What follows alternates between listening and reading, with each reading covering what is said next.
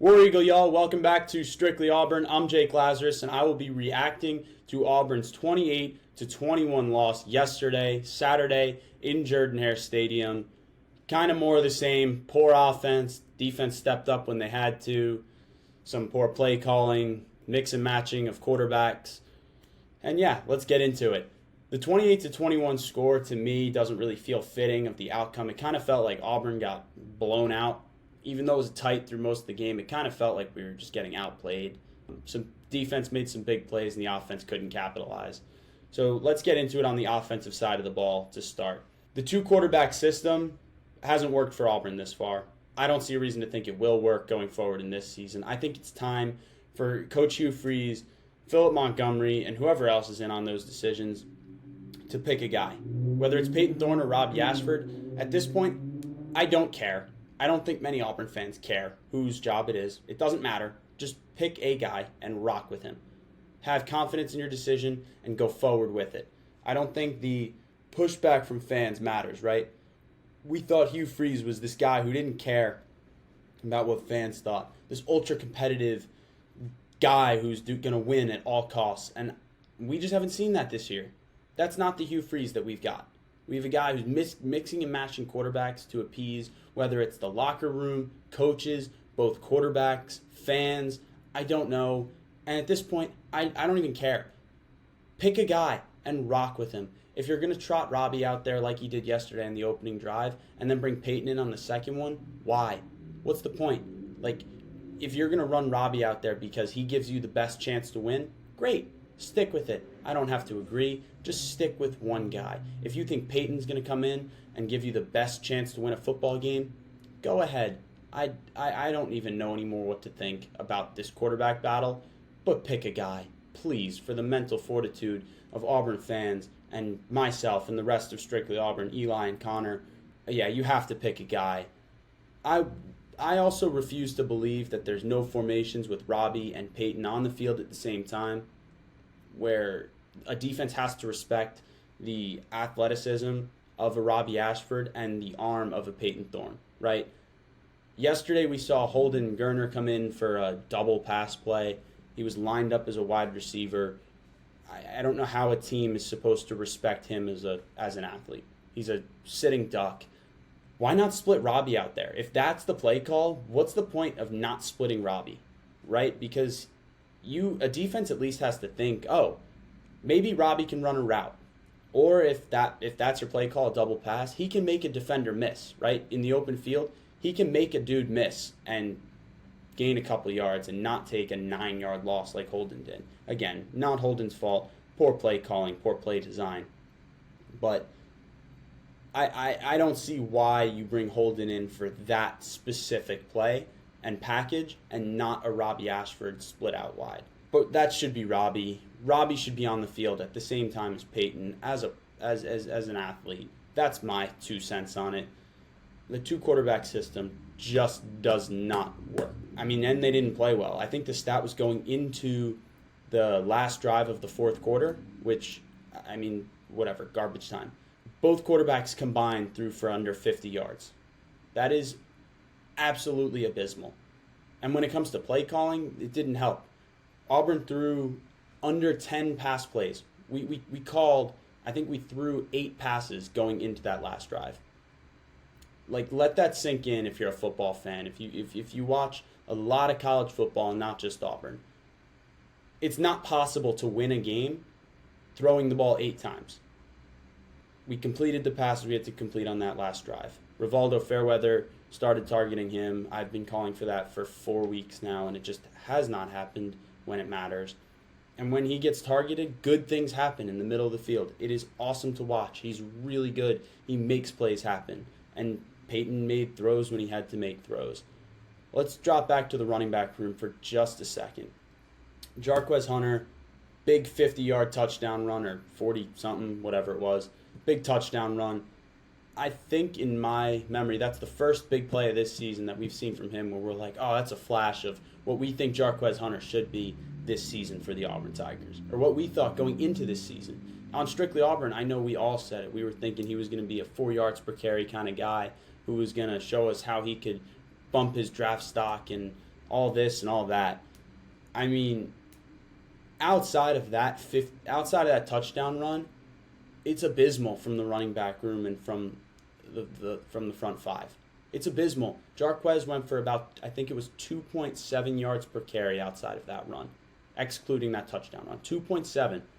And all I preach on this show is efficiency, efficiency, efficiency. I just don't get it. I don't get why you go back to that play call. I just don't understand. And at some point, I think it's a Hugh Freeze thing. He steps in and says, if Philip Montgomery's calling plays, you got to step in and be like, dude, what's going on? What is happening? Like, let me call something. Or these can't be the play calls over and over and over and over again. Like, as an Auburn fan, it's getting to be like torture. You have your wide receiver room. We only had 2 receivers go over 1 reception.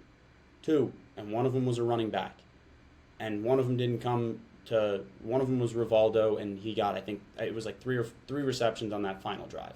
So it's just frustrating to watch. It's frustrating as a fan, and then to break it down is just, it's getting to be more and more difficult. And then the defense stepped up when they had to, right? The defense did step up. I think the tone was set a little bit on that first drive, went a little downhill.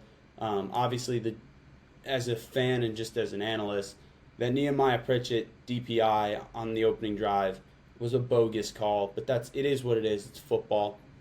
We ended up pushing them back to a 3rd and 17, I think it was, or 3rd and 22, one of the two, I don't remember. We gave up a Quinshon Judkins 23-yard run. That's tone setting, right? You can't give up a 3rd and 22 on a run play. It just doesn't work. It's deflating. It doesn't help anyone. Credit to the defense. They gave up a quick 14 points in this one and then locked down. They played their butts off.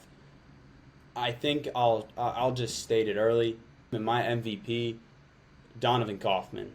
Donovan Kaufman, an interception, just played well in coverage, just all-around good game. I feel like I kept saying his name the whole game to who I was sitting with. Just big play all over the field, and I was proud of that performance.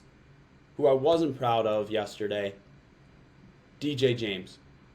We've said time and time again we think he could be a first, second-round cornerback in the NFL draft this year. Yesterday was not a first-round performance, or a second-round performance for that matter. He just gets beat on one-on-one coverage. We keep asking for it. We want to see guys throw at him. And yesterday, he got thrown at a bunch. Yeah, he just gets beat too much to be as good as we want him to be. So that's just another name to keep an eye out for. Larry Nixon with a tough penalty yesterday. That was a little bit of a buzzkill. Throwing a guy 3 feet out of bounds, just a brain lapse penalty. You need, as your coaching staff, that's discipline. That's representative of your coaching staff. So certain guys have to make better decisions all over the field. Jalen Simpson is still the best player on that defense. I keep saying it we keep saying it on Strictly Auburn, and everyone, he's probably the best player on this team right now. Probably the only guy stepping up, outplaying who we think he should be. Awesome. Great job, Jalen. In terms of the stadium atmosphere, another MVP, the fans, Auburn faithful, the Auburn family, the tradition, the sound, the pre-snap penalties Ole Miss had, man, that environment was awesome. It was rocking. It was just different. It's unique to Auburn, it feels like, and it's a crazy, raucous environment. I think the only positive coming out of this week, Auburn's season in Hugh Freeze's first year will be defined by the next 5 games, not these first 7. These next 5 games are very, very winnable, right? We have Mississippi State at home next week, then to Vanderbilt, to Arkansas, home against New Mexico State, and then the Iron Bowl. Very winnable, right? 4 games are winnable. Mississippi State only put up 7 points last week in a win. We can beat that team. Vanderbilt is Vanderbilt. Arkansas, again, put up 3 points in a loss. They're not playing up to expectations. We should win the games we're supposed to win against New Mexico State. And then the Iron Bowl. I think this season will be a very different vibe if we finish this season with 7 wins in a bowl game versus 5 or 6 wins. You should beat a Mississippi State. You should beat a Vanderbilt. You should beat New Mexico State. You should beat Arkansas. And then we go into the Iron Bowl, whatever. Let's say you finish the last 5 games 4-1. Auburn fans are ecstatic, right? Over the moon happy. If you go 2-3 in those games, it's a very deflating failure of a season as a fan. And I'm not sure where to go from there. We're obviously Strictly Auburn. We're Auburn fans, Auburn diehards. We get it through the highs and the lows. So we'll be here through the good and the bad time. We love bringing you guys content. Love keeping anyone who listens always a positive, happy vibe. I love it. I know Eli and Connor feel the same. But War Eagle, man. Let's hope the stadium's rocking next week. Let's hope we get a good last 4 weeks after that. Let's string together a couple wins, because why not? Let's throw some Auburn magic. Big Iron Bowl. Let's go. Make sure to drop a like, a comment, subscribe to Eagle Eye TV on YouTube. Go find Strictly Auburn anywhere you can get your podcast, Spotify, Apple Podcasts, etc. Go follow us on Twitter or X or whatever you want to call it, at Strictly Auburn. It's awesome. We always have some funny stuff going on over there and some polls, and just come interact with us. We love it. We're thinking about doing some Twitter spaces. Let us know what you think about that over there. And War Eagle, let's go.